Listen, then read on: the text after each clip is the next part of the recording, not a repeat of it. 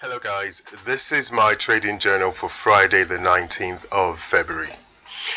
All the equity indices closed mixed yet again today. The Dow closed unchanged, Nasdaq was up by a fraction, S&P 500 was down by a fraction, and the Russell 2000 was the outperformer on the day. The Russell was up by about 2%. The VIX was down slightly, and it closed at 22.05.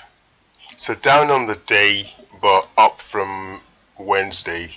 Wednesday was at 21.5, today's at 22.05. So the VIX is back above the 20 level. In terms of today is options expiry day, the third Friday of every month. The Feb contract expired today, and the March contract now has about 28 days until it expires. In terms of trade ideas, I had no new trade idea today, but I did pull the plug on the ZYME position yesterday, and I took the loss in that trade. Time simply ran out for the position, and the prudent thing to do was to close out the position rather than wait to be assigned on the short 45 put.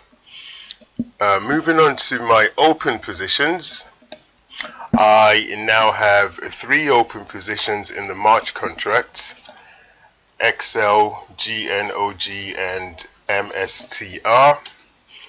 But before that, let me just go over the ZYME position. So this is the ZYME position here. Sold the 45.40 put spread for a credit of $1.80. I ended up buying back the spread at $3.55, and that resulted in a loss of $1.75 per contract.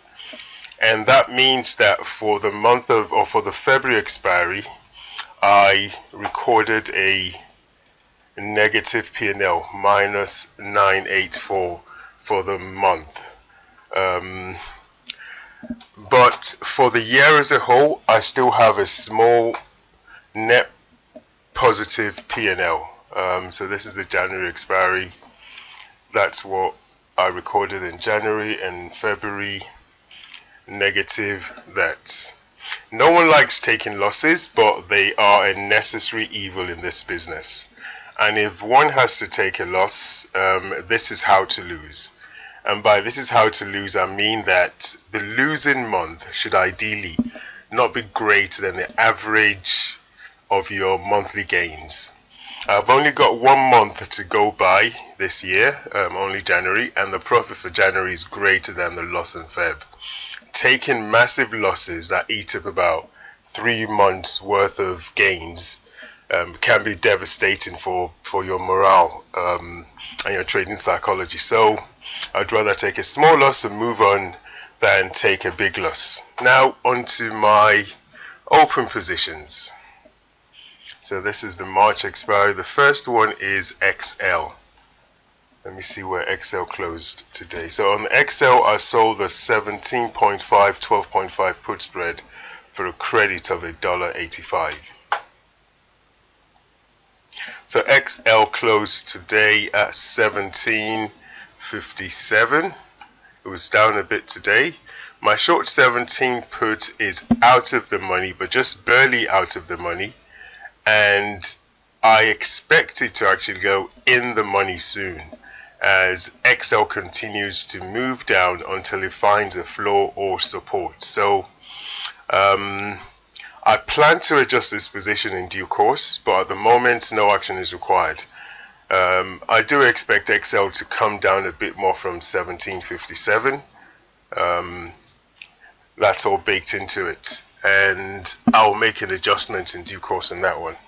In terms of P&L, the P&L is negative $20 per contract at the moment for XL. This one here, 160. I've got 8 contracts.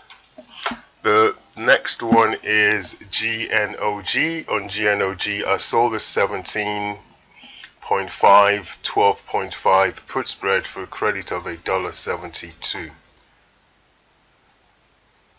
GNOG closed at 1694. Implied volatility is 57, and my short 17.5 put is in the money. However, unlike XL, GNOG has found support around 1654 level, and it bounced off it. So I'm not looking to make any adjustments to this position at the moment, and no action is required. In terms of the P&L, P&L works out negative $15.50 per contract, so 124, negative 124, and I've got 8 contracts. And the third and final one is in MSTR.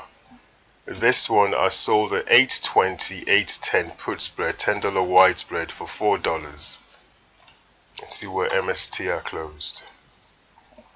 So MSTR closed at $963.72. Implied volatility is 86.9. My short 820 put is currently out of the money, and I'm keeping an eye on the 878 level, 878. If the 878 level is breached, it could go down to test the 806 level. And should that happen, I'll be looking to make an adjustment. But for the time being, no action is required on this one. In terms of P&L on this one is positive $10 per contract. So it's 80, and I sold 8 contracts. So that works out positive $10 per contract. And that's the end of my open positions. In terms of my watch list, I have got MSTR, QCLN, BIDU, BLOK, XL, SI, GNOG, and TDC. All of them have high implied volatility of greater than 50. I think it's even greater than 55, and that's why they all made it onto my list. And that brings me to the end of my journal for today. Have a great weekend. If you have any questions or comments, just drop them in the forum and I'll answer them. Thank you. Goodbye.